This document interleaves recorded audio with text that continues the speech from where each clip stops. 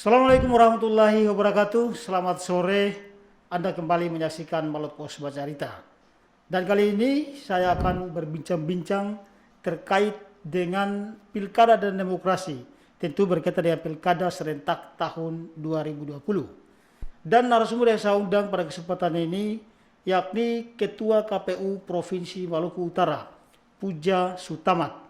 Kita langsung menyapa beliau. Apa kabar Pak Ketua? Kabar saya baik, Alhamdulillah. Waalaikumsalam warahmatullahi wabarakatuh. Oke, nah terkait dengan sengketa pilkada di Mahkamah Konstitusi ini hasilnya seperti apa Pak Ketua? Ya, baru saja 7 perkara itu sudah diputuskan oleh Mahkamah Konstitusi Oke, melalui persidangan 3 hari ya, ya, mulai dari hari Senin tanggal 15 kemarin, hari Selasa dan tadi hari Rabu tanggal 17 ya, Februari 2021 sudah diputuskan ada 7 perkara. Nah, 7 perkara hasilnya tidak dapat diterima semua. Jadi kabupaten mana saja Pak Ketua? yang pertama dari sidang hari pertama itu Halmahera Timur, Ya, kemudian Kota Tidore Kepulauan, yang hari Selasa Kabupaten Pulau Taliabu, ya. dan hari ini Halmahera Barat, Halmahera Selatan, dan Kepulauan Sula. Tersisa 2 lagi ya, Halmahera Utara dan Kota Ternate. Ya. Nah hasilnya tidak terima. Apakah KPU sudah jauh-jauh hari memprediksi bahwa hasil di Mahkamah Konstitusi akan seperti ini Pak Ketua? Iya, memang dari analisis hukum dan telah hukum Ya, kita, dari 7 perkara ini karena di atas 2% ya. dari selisih yang dari ketentuan pasal 158 Undang-Undang Pemilihan Kepala Daerah itu Mm-mm. tidak mempunyai kedudukan hukum. Jadi kemungkinan besar yang seperti awalnya kita kita istilahnya kita Oke. eksepsikan itu diterima oleh Ya, para hakim di Mahkamah Konstitusi, sehingga dari 7 perkara ini semuanya tidak dapat diterima. ya. Nah, hasil putusan tidak dapat diterima. Apakah itu artinya proses pilkada yang dilaksanakan oleh KPU kabupaten kota di eh, 6. 6 kabupaten kota ini sudah berlangsung baik atau seperti apa menurut ketua? Ya, kalau menurut KPU Ya, KPU pasti KPU provinsi. sudah bekerja secara profesional. Mm-mm. Semua tahapan dijalankan dengan baik Ya, sesuai dengan ketentuan peraturan yang berlaku, sehingga tidak ada yang salah yang dilakukan oleh teman-teman KPU Kabupaten Kota. ya, Nah, tentu dari penyelenggaraan setiap tahapan itu juga tidak berdiri sendiri, ya, karena ada PPK, ada PPS, ya. ada KPPS, kemudian juga ada pengawasan Bawaslu maupun sampai di pengawasan TPS di tiap TPS-nya. Saya Mm-mm. kira kerja penyelenggara yang sudah dilakukan setiap Oke. tahapan itu sesuai dengan koridor atau ketentuan peraturan perundang-undangan yang berlaku. Artinya pelaksanaan pilkada di beberapa kabupaten tadi sudah sesuai prosedur. Betul, karena sudah sesuai maka di sengketa kemarin atau hari ini tadi ini sudah dipastikan bahwa ada tindak lanjut setelah Ya, putusan MK ini, karena sesuai dengan PKPU nomor 5 tahun 2020, 5 hari ya setelah ya, KPU menerima salinan putusan, segera menyiapkan rapat pleno terbuka ya. untuk penetapan pasangan calon terpilih. Nah, setelah pasangan calon terpilih sudah ditetapkan, tindak lanjutnya adalah pengusulan pengesahan pengangkatan. Ya. Nah, itu akan diserahkan ke DPR dan teruskan ke Kemendagri atau pihak yang memang punya kewenangan. Itu tahapannya bisa kapan pleno Nah, KPU? beberapa kabupaten kota itu sudah merencanakan, mengagendakan. Ada yang besok hari Kamis, Hmm. kemudian yang Besok. lainnya ya besok Kamis sudah mengagendakan akan mengundang pasangan calon terpilih, Mm-mm. kemudian Bawaslu, kemudian partai politik yang mengusulkan itu sudah harus siap untuk hadir di rapat pleno terbuka. Di Kamis. Di Kamis yang sudah diinformasikan Halmahera Timur, Ya, kemudian Kota Tidore ya, Kepulauan itu akan dilaksanakan besok ya, kalau ya, tidak salah. Nanti kita cek ulang. ya. Eh, Bagaimana KPU Provinsi melihat tentang partisipasi pemilih di 8 kabupaten kota ini, Pak Ketua? Ya, kalau soal partisipasi pemilih, Mm-mm. tentu di pemilihan serentak 2015 kemarin, Kota Tidore itu juga Oke. meraih posisi yang tertinggi, Ya, dan kali ini juga diulang dengan posisi yang tertinggi di Maluku Utara. Nah, tentu ini juga menjadi contoh yang baik bagaimana partisipasi masyarakat datang ke TPS itu benar-benar bisa mencapai target nasional, yaitu 77,5% itu sudah dilampaui. Saya kira ini harus dipertahankan sehingga kabupaten kota yang lain juga turut mendukung atau melakukan pendidikan pemilih kepada stakeholder-stakeholder yang ada di masyarakat sehingga mereka benar-benar sadar untuk menggunakan hak pilihnya bisa datang ke TPS di event-event pemilu atau pemilihan yang akan datang.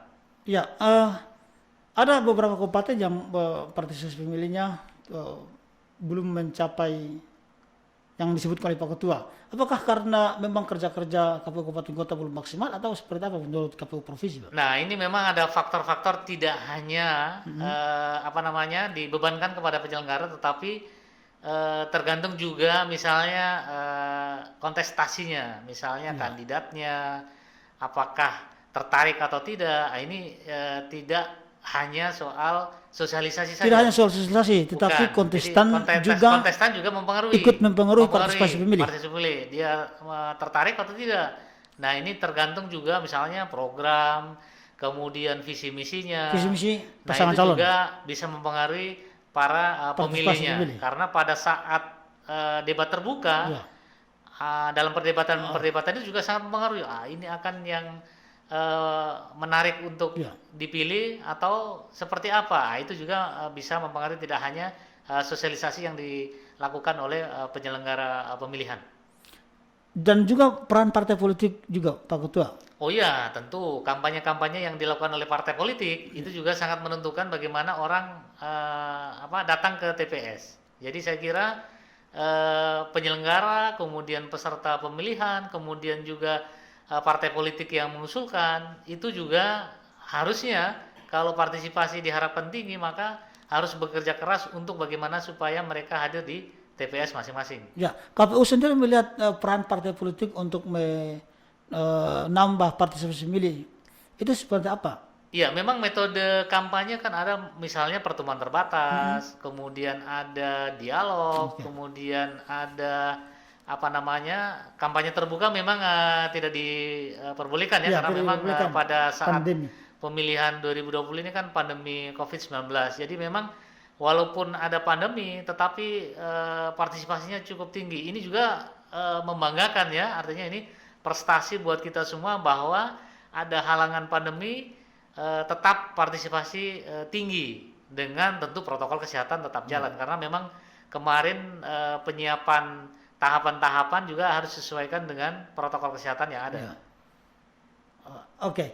Tadi Pak Ketua menyebut bahwa pelaksanaan pilkada di 8 kabupaten kota ini sudah maksimal.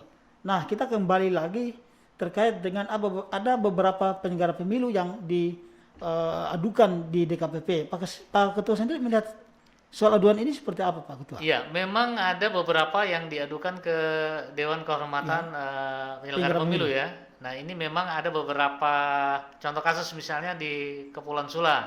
Nah, memang ada informasi yang mungkin salah menginformasikan kepada pemilih atau penyelenggara di tingkat KPPS sehingga ada pemahaman misinformasi atau mispemahaman sehingga terjadi kesalahan-kesalahan sehingga menimbulkan atau mengakibatkan ada rekomendasi dari Bawaslu setempat. Nah, ini juga muncul di sidang di MK kemarin dan memang hakim sudah menanyakan soal misalnya keterlambatan rekomendasinya keluar sehingga tidak bisa dilaksanakan. Kemudian di sisi lain aduan-aduan itu kan memang hak dari masyarakat termasuk juga pemilih, masyarakat ataupun kontestan atau peserta pemilihan bisa melaporkan ke Dewan Kehormatan dengan bukti-bukti yang mungkin dia punyai begitu. Nah, saya kira di Halmahera Timur juga ada. Kemarin itu juga sudah diklarifikasi oleh KPU Provinsi terkait apa yang terjadi sebenarnya di lokasi kejadian sehingga ada pihak yang melaporkan ke DKPP. Nah, hal-hal ini KPU Provinsi sangat concern terhadap bagaimana para penyelenggara menjalankan tahapan secara profesional. Karena kita tahu pada pemilihan tahun 2015 juga banyak yang diadukan ya.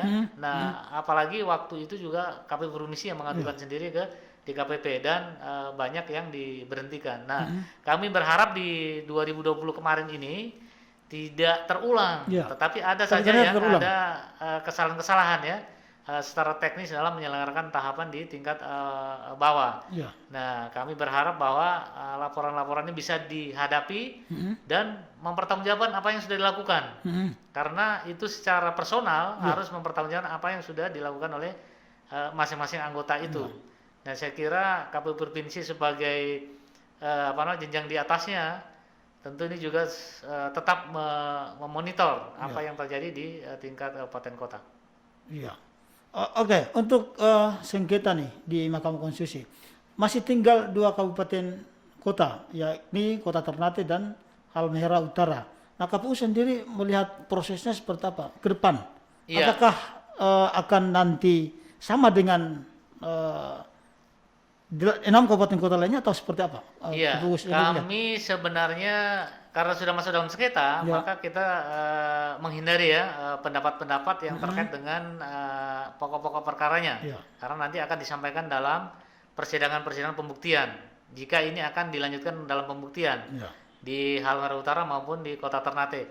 Karena dalam pokok-pokok perkara itu sudah disiapkan dan akan dijawab oleh KPU masing-masing karena sudah ada kuasa hukumnya. Jadi nanti melalui kuasa hukum akan menyampaikan jawaban-jawaban dari pokok-pokok perkara dan kita juga menghadirkan misalnya kalau dibutuhkan saksi, kemudian ahli kalau diperlukan. Nah, itu juga kita siapkan sehingga nanti pada Dan itu sudah disiapkan? Sudah disiapkan. Jadi nanti apakah perlu dihadirkan atau tidak nanti tergantung situasi dan kondisi pada saat sidang-sidang berjalan. Nah, semua bukti-bukti kan sudah dimasukkan. Kemarin sudah dimasukkan semua, tinggal nanti kita menunggu jadwal panggilan sidang kapan itu kita juga sudah siap. Tapi KPU sendiri sudah mendengar dalil pemohon 2 kabupaten ini? Sudah dipelajari, kemudian sudah disiapkan, tinggal nanti tunggu sidang lanjutannya. Soal optimisnya tidak? Oh, pasti optimis karena KPU tidak boleh tidak optimis karena KPU sudah Optimis. menjalankan setiap tahapan dengan prosedur, peraturan dan ketentuan yang ada. Karena kalau tidak berarti kan agak sulit untuk membuktikan karena selalu KPU itu berdasarkan ketentuan dan peraturan perundangan yang ada. Dan karena itu KPU yakin bisa jadi dalil pemohon akan ditolak seluruhnya atau? Ya pasti dalam posisi kita optimis akan mempertahankan apa yang sudah dilakukan oleh teman-teman KPU Kabupaten Kota. Iya, oke. Terakhir Pak Ketua, harapan Pak Ketua untuk pilkada selanjutnya untuk penyelenggara pemilu maupun masyarakat secara umum, Pak Ketua. Ya, kalau kami berharap bahwa pemilihan serentak 2020 ini menjadi pelajaran berharga ya. Dalam sejarah tidak pernah terjadi bahwa tahapan diselenggarakan dalam pandemi seperti ini atau bencana alam seperti ini, non alam ya, bencana non alam seperti ini. Jadi saya kira ini ujian yang paling berat dan bisa dilalui oleh KPU sebagai penyelenggara, juga teman-teman Bawaslu sehingga pencapaian alat ukur sederhana adalah partisipasi yang tinggi, melebihi target 77,5% secara nasional. Saya kira KPU ingin mengucapkan terima kasih kepada semua masyarakat pemilih yang sudah hadir di TPS, kemudian juga stakeholder termasuk juga peserta pemilihan partai politik yang secara bersama-sama menyukseskan pemilihan serentak 2020 ini dengan baik. Nah, ke depan saya kira di tahun 2024 kalau undang-undangnya tidak diubah, kita akan menyelenggarakan 2 pemilihan ya, pemilu dan pemilihan kepala daerah. Ini juga menjadi ujian lagi terkait bagaimana kemampuan sebagai penyelenggara KPU maupun Bawaslu itu juga akan diuji dengan 2 momentum yang bersamaan dalam 1 tahun. Nah, kami berharap bahwa pemilu atau pemilihan sebelumnya ini menjadi bekal kita semua agar pemilihan atau event pemilu ke depan itu benar-benar sudah siap dan secara bersama-sama kita akan menyukseskan ya tidak hanya oleh penyelenggara pemilu saja yang dibebankan, tetapi seluruh masyarakat yang ada di Maluku Utara turut serta ya untuk menyukseskan secara bersama-sama. Sukses pemilihan atau pemilu adalah sukses kita bersama. Ya. Himbau untuk KPU Kabupaten Kota seperti apa Pak Una? Ya, kalau KPU Kabupaten Kota saya kira tetaplah bekerja secara profesional. Jadi saya kira tahapan atau penyelenggaraan pemilihan maupun pemilu, kita tahu kemarin sudah kita sukseskan di pemilu 2019, di 2020 juga sukses. Saya kira kedepannya insya Allah kita sama-sama menjaga kesuksesan itu hingga partisipasi yang paling maksimal. Oke, terima kasih Pak Ketua perjumpaan kita di sore hari ini, dan tentu kita berharap agar ini bukan yang terakhir. Kita akan lagi mengundang KPU Provinsi dengan topik yang berbeda. Assalamualaikum warahmatullahi wabarakatuh. Waalaikumsalam warahmatullahi wabarakatuh. Terima kasih.